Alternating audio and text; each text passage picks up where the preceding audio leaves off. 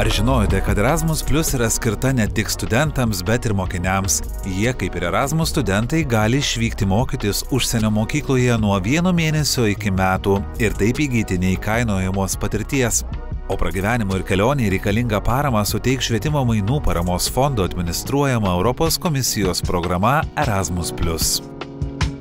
Švietimo mainų paramos fondas sulaukė Erasmus Plus paraiškų, kurių metu mobilumo programa siekiama tarptautinio mokymosi. Projekto dalyvių mamos dalinosi savo patirtimi.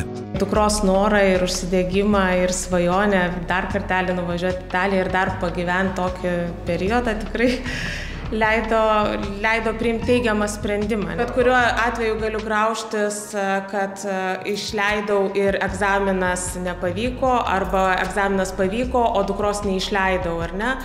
Tai egzaminas yra toks dalykas, kurį galima perlaikyti ir susidėlioti kažkaip tai kitaip visą laiką. Tai tikrai aš džiaugiuosi savo sprendimu, kad priėmiau ir išleidom ją tiesiog tokios naujos patirties įgyti.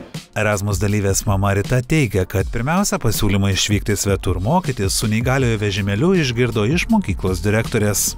Aišku, jos dar nieko nežinojo, nei kokią šalį, nei kiek laiko. Tiesiog tik tais, ar sutiktumėm, jeigu tokią programą mums pasiūlytų.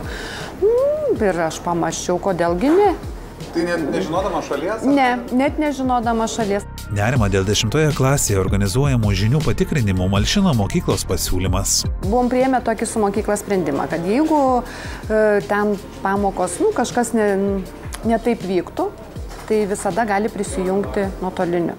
Kitos dalyvės mama teigia, kad pirmiausia pasinaudoti programos galimybėmis turėtų norėti vaikas. Pasak jo, širdį ramino bendravimas su mergina iš Italijos. Pirma atvažiavo šita mergina iš Italijos, pas mus gyveno mėnesį laiko ir su ja pabendravus tikrai supratau, kad mūsų šeimų požiūriai yra vienodi ir ta prasme tikrai nebuvo didelių baimių išleisti ją į svečią šalį, į svečią šeimą. Mes ir po vakarienės ir pabendraudavom ir vieni su kitais bandėm susipažinti ir apie šalis, tiek apie Italiją, tiek apie Lietuvą šnekėjom. Tai manau, kad mums pasisekė ir tikrai mums buvo labai, ir mums patiems kaip tėvams gera patirtis. Ir nors mamos teigia, kad iššūkių yra visur ir visokių, tačiau visi jie, kaip sako Rita, tik prisidėjo prie patirties. 2 mėnesiams vykti į kelionę mamai nesukliudė ir nežinomybė dėl kalbos. Buvo labai gerai suorganizuota, visų pirma. Tai labai viskas aiškiai mums išaiškinta, žinutėm, telefonais mums duoti, kaip tik mes atskridom į Romą, iškart buvo mums paaiškinta, kur, kokią kryptį, žodžiu, mes niekur nepasiklydom. Apie patirtį kalbant Rita ramina, kad neįgaliojo vežimėlyje vaikus auginantis tėveliai neturėtų baimintis tokių programų. Mes nusprendėm, kad mums geriausiai keliauti traukiniais. Būtent su vežimėliu. Ten labai visur pritaikyta, visur išvystyta, labai visur lengva, visur tos rampos yra pritaikytos, tai su autobusu reikia įsikelti, o su traukiniu labai gerai. Jeigu kokie tėveliai, kurie turi tokius kitokius vaikus, tai absoliučiai nereiktų bijoti, absoliučiai.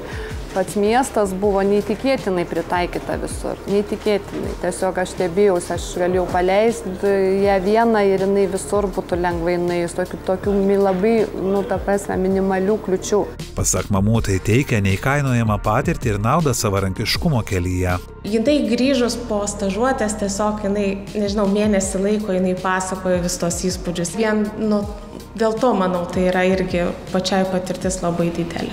Davė drąsos, supratimo, kad tu gali visur pasaulį važiuoti, kad tu gali ir mokytis, ir dirbti, ir nebijoti išvažiuoti. Kalbą tu moki, anglų moki, visur tu susikalbėsi ir nėra ko bijoti.